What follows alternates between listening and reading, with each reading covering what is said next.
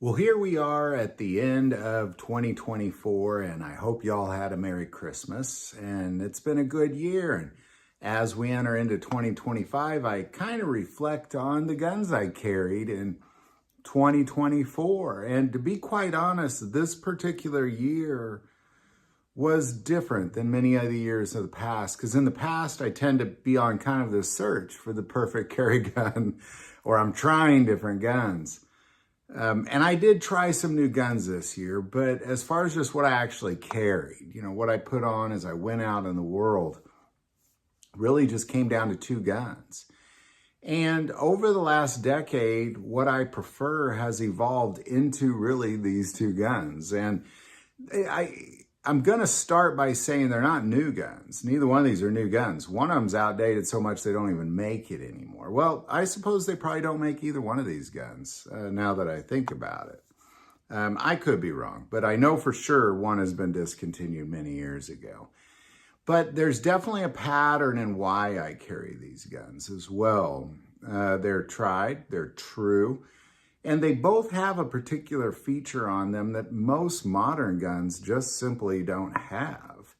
That's why I carry older guns now instead of newer guns, is there's just a particular feature that I like on both these guns that makes both of them really the perfect carry guns. And they both serve a different purpose based on where I'm going. So I'm going to start off with the gun that I carry the most in 2024. I probably carried this gun about 360 or 365 days last year, and it's been my regular carry for a while now.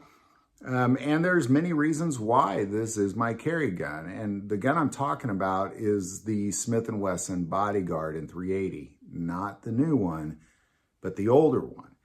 I don't really particularly like the new one because it's striker fired. Just not a big fan of striker fired guns. Now, I appreciate a good striker fired trigger. Don't get me wrong. Love striker fired guns as a whole.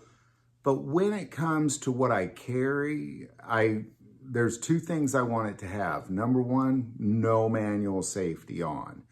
Now, this gun does have a manual safety, but it's off. It's off the whole time.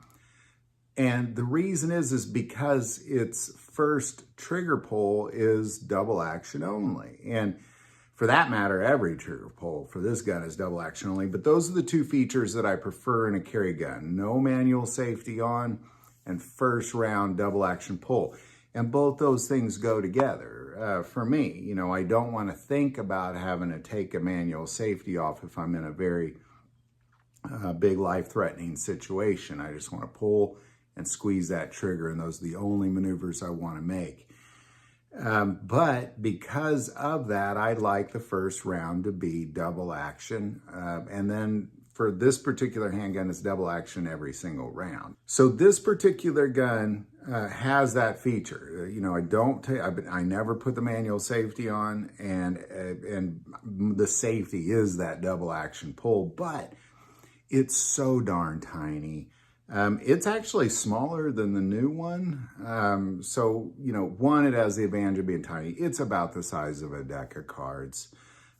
6+1 capacity. It does have extended magazines you can get for it.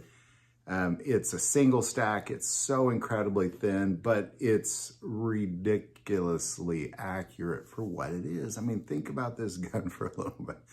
It's a tiny, tiny little gun. It's got a tiny little barrel. You barely get your hands on it. You definitely can't get your pinky on it. It's double action every single pull, yet it's incredibly accurate. Now, you do have to train yourself with that double action trigger, and I do and have over the last years shot this thing thousands and thousands and thousands of times. It never fails on me, ever. It's reliable as heck. And again, it just fits that little niche. Now, I know I'm unique in that way. And I know a lot of people like carrying striker fired handguns without a manual safety. I'm just not one of them. I'm a work in progress. I just feel a little safer having a first round double action pull. I always prefer that. So this gun has always been my go-to. I got a pocket holster with it. It's incredibly concealable, incredibly reliable, incredibly accurate. It fits all the safety niches that I like for a good concealed carry gun that I never have to worry about at all. And this gun just fits it, unlike any others. I know there's a lot of other guns that are this size. I just haven't found any that fit all these niches perfectly. When the new Bodyguard came out, I was excited about it, but honestly, I was really hoping they just turned the current gun into a double stack, but instead they created a whole new gun. I know everybody loves it. I'm just not one of those people. I think it's a great gun, but again, this one's smaller. I haven't necessarily tested the accuracy over time in the newer one, but it fits all the niches for me personally. So it's been the gun that I carried most of this year. Now, the second gun I'm going to talk about also fits into a kind of a different niche in that when I go out into the wilderness, I'm going to spend a lot of time in the wilderness this last year. Mostly going through the book of Matthew verse by verse required me to be out hunting and fishing. That requires me to be in the deep in the wilderness by myself often. But in addition to that, I am going into a lot of caves because of the Malachi series. I'm out in the wilderness a lot. And when it comes to being out in the wilderness, the types of guns I prefer is really 40 caliber on up, just being honest. And the gun I settled with has been discontinued by Sig Sauer for quite some time, but it's the Sig P250 subcompact. Now, why did I pick this gun? Number one, I love the Sig P250. It's essentially the Sig P320, but with a double action every pull trigger. So when they made the 320, they essentially took the 250, put a striker fired trigger on it, called it a different gun. And it was a very different gun. I just prefer the double action on the trigger. I want to go back to that.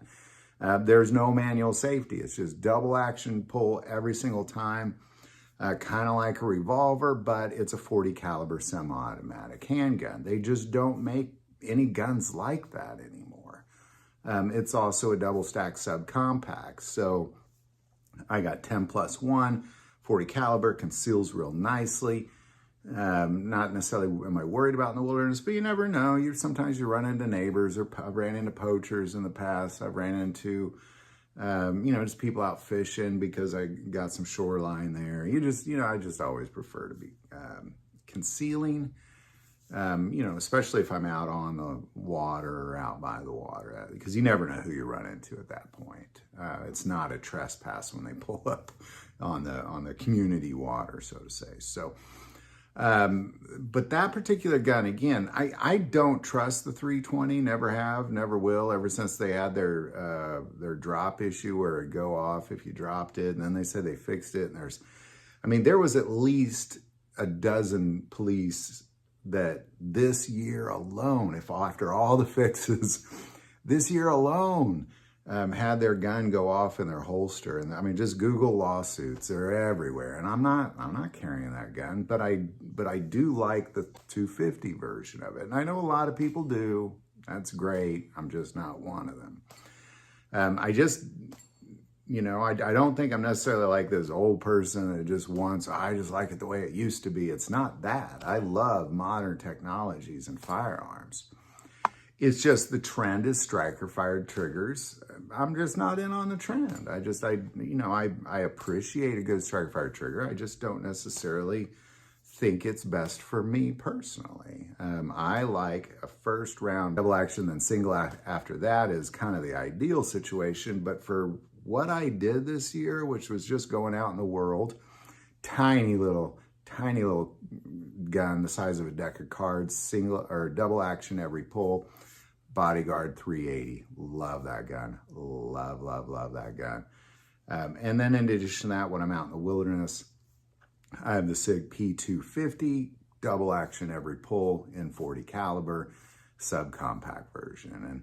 And that's just what I've preferred. It's what I've enjoyed over this year.